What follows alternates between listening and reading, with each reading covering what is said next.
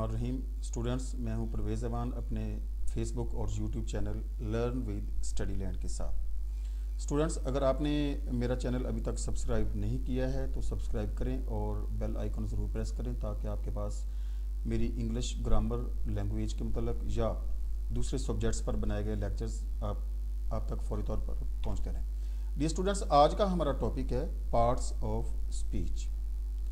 Parts of speech हैं क्या? ये एक बेसिक क्वेश्चन है कि पार्ट्स ऑफ स्पीच क्या चीज़ है। डियर स्टूडेंट्स, आप ज़िंदगी में जो भी चीज़ देखते हैं, आपके सामने जो भी चीज़ आती है वो एक स्पेसिफिक नेम रखती है। आप एक असम्बल्ड चीज़ को देख लें, वो असम्बल्ड चीज़ के जितने भी पार्ट्स होंगे वो तमाम पार्ट्स अपना एक स्पेसिफिक नेम रखते होंगे। इसी तरह से किसी भी लैंग्वेज में जब आप जाते हैं तो उसके वो गो के उसकी सारी कंपोजिशन वर्ड्स से मिलकर बनी होती है। लेटर्स मिलकर वर्ड्स बनाते हैं, वर्ड्स मिलकर फ्रेजेस और सेंटेंसेस इस तरह से सॉन्ग चलते चलते पैराग्राफ और एक कॉम्प्रिहेंसिव कंपोजिशन तैयार करते हैं। तो ये बिल्कुल भी नहीं हो सकता है कि कोई एक पैराग्राफ हो, कोई एक सेंटेंस हो, उसमें जितने भी इस्तेमाल किए गए वर्ड्स हैं उनकी कोई ग्रामेटिकल वैल्यू या ग्रामेटिकल नाम ना हो। जैसा कि आपके सामने दुनिया में हर चीज़ के डिफरेंट नेम्स हैं और अगर असेंबल्ड चीज़ है तो उसके पार्ट्स के सेपरेट नेम है। तो ये भी आप एक पैराग्राफ को असेंबल्ड पैराग्राफ कह सकते हैं क्योंकि ये असेंबल किया होता है डिफरेंट वर्ड्स से और हर एक जो वर्ड है वो अपना एक स्पेसिफिक नेम रखता है। तो इस तरह से आप इसको ज़रा एक्सप्लेनेशन को इसको रीड करें। Every word used in a sentence और composition has its grammatical value. This grammatical value is assessed or derived as its use. These specific values, this is very important sentence and statement. इसको ज़रा carefully learn करें और understand करें। These specific values give a specific name to a specific word. These names are called parts of speech. अब hopefully आप समझ गए होंगे कि किसी भी कंपोजिशन में, किसी भी पैराग्राफ में, किसी भी सेंटेंस में जो अल्फाज इस्तेमाल किए जाते हैं उन अल्फाज की एक ख़ास नाम होता है उसके इस्तेमाल के लिहाज से, उसके यूज़ के लिहाज से। अब वही जो नाम हैं वो पार्ट्स ऑफ स्पीच या अज्जाए कलाम कहलाते हैं। इसकी एग्जांपल आप देखें।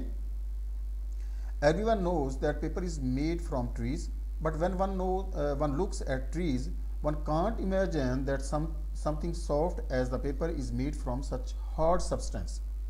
Plant materials such as wood are made of fibers. ये एक पैराग्राफ है प्यारे बच्चों। ये पैराग्राफ अल्फाज से मिलकर बना है। अब इसकी हम एग्जाम्पल को अगर मैं इसको एक्सप्लेन करने जाऊँ तो इसको देखें कि फर्स्ट सेंटेंस में जितने भी लेटर्स हैं उनको मैंने अंडरलाइन कर दिया हुआ है। अब जो अंडरलाइन वर्ड्स हैं इनको मैं अलहदा से एक्सप्लेन करूंगा और ये भी आपको बताता चलूं कि मैंने सिर्फ एक सेंटेंस को ग्रामेटिकली एक्सप्लेन किया है। अगर सारों को करने बैठ जाता तो फिर ये मेरे लिए मुश्किल हो जाता कि एक स्पेसिफिक टाइम के अंदर, ख़ास टाइम के अंदर मैं इसको कवर कर सकूं। सो मैंने सिर्फ एक लाइन को अंडरलाइन करके ग्रामेटिकली एक्सप्लेन किया है।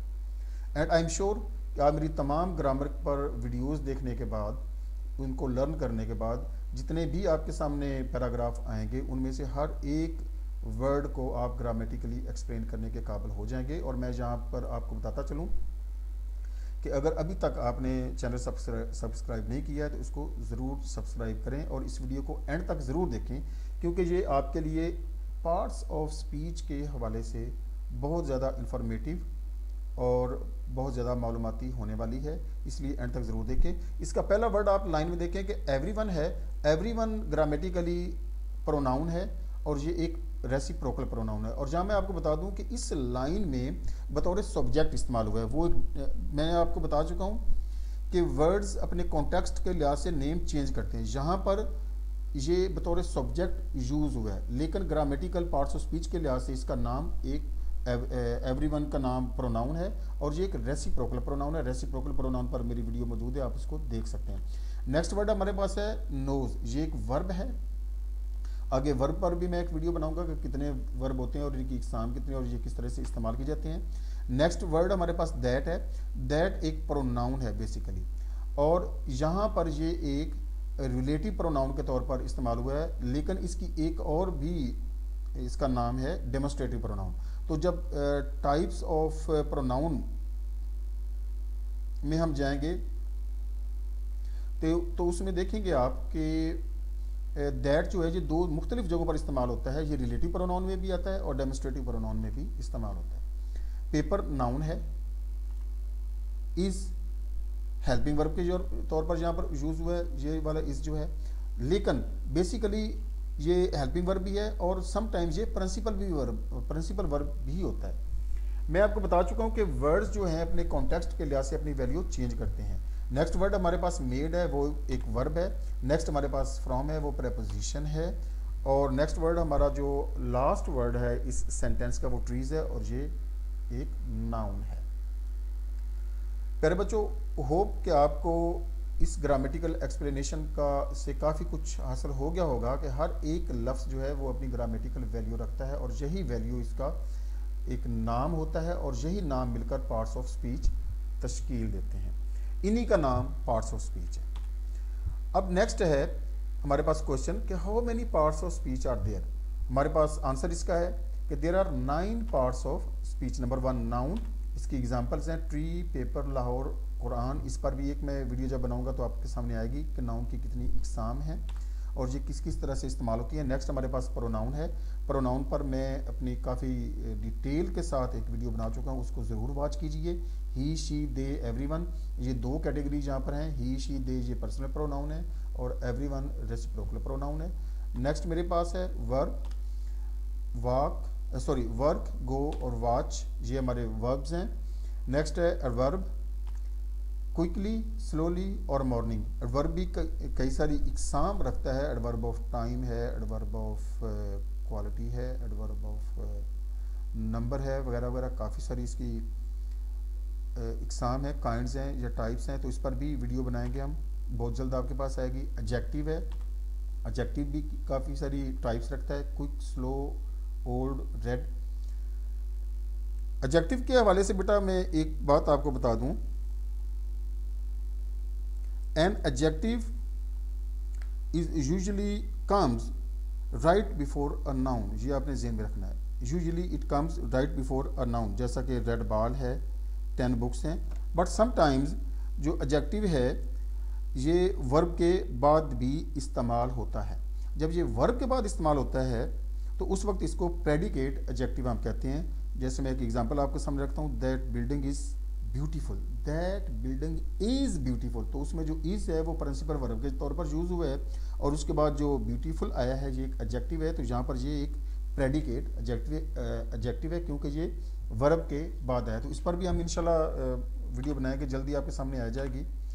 प्रेपोजिशन है अंडर, बीनीथ, बिहाइंड। और हमारी जो सेवंथ पार्ट ऑफ स्पीच है वो कंजक्शन है। But although, as soon as, all these words are conjunctions. And next one is interjection. Interjection is used to express your emotions, sentiments. Hurrah, alas, wow. And the last one is article. There are 3 articles. All these are 1, 2, 3 ये last 9 तक ये all these are parts of speech students। या एक बात जो मैंने आपको पहले बताई कि बहुत इन्फॉर्मेटिव होने वाली है, एक बात आपको बता दूं कि कुछ ग्रामर की बुक्स में या कुछ टीचर्स आपको 9 बताएंगे, कुछ 8 बताएंगे। तो 8 बताने से मुराद ये है कि उसमें से आर्टिकल को निकाल दिया जाता है और कुछ 9 बताते हैं कि उसमें आर्टिकल को शामिल कर लिया जाता है। डियर स्टूडेंट्स, आर्टिकल भी एक डेफिनेटली पार्ट ऑफ स्पीच है, लेकिन जो मॉडर्न ग्रामर है उसमें आर्टिकल को डिटर्मिनर्स में मर्ज कर दिया गया। तो आर्टिकल को निकालकर डिटर्मिनर्स बना दिया गया है। इसमें कुछ और वर्ड जैसे सम है, जैसे टू है, जैसे मैनी है, जैसे ए एंड दी वगैरह हैं, इन सब को शामिल करके एक डिटर्मिनर्स के तौर पर अलहदा से पार्ट ऑफ स्पीच शामिल कर लिया गया है और आर्टिकल को रिप्लेस कर दिया गया है डिटर्मिनर्स के साथ। लेकिन मैं अपने नॉलेज के तौर पर इस चीज़ के साथ इख्तलाफ करता हूँ कि आर्टिकल को हम अगर मर्ज करेंगे डिटर्मिनर्स में तो डिटर्मिनर्स में मर्ज करने के बाद जो आर्टिकल की अपनी वैल्यू है, जैसे डेफिनेट आर्टिकल है और इनडेफिनेट आर्टिकल है, वो ख़त्म हो जाएगी। सो इस चीज़ को मैं देखते हुए मैं आर्टिकल को मर्ज करने या उसके साथ कंसोलिडेट करने के हक में नहीं हूँ, तो डिटर्मिनर्स को separately 10th part of speech के तौर पर हम इंट्रोड्यूस अगर करवा दें, या माहिरीन ग्रामर उस पर अगर थोड़ा सा रिसर्च कर लें या काम कर लें, तो वो ज़्यादा बेटर होगा। ये मेरी राय है, जितनी ग्रामर की मेरी सेंस है, जितना नॉलेज है।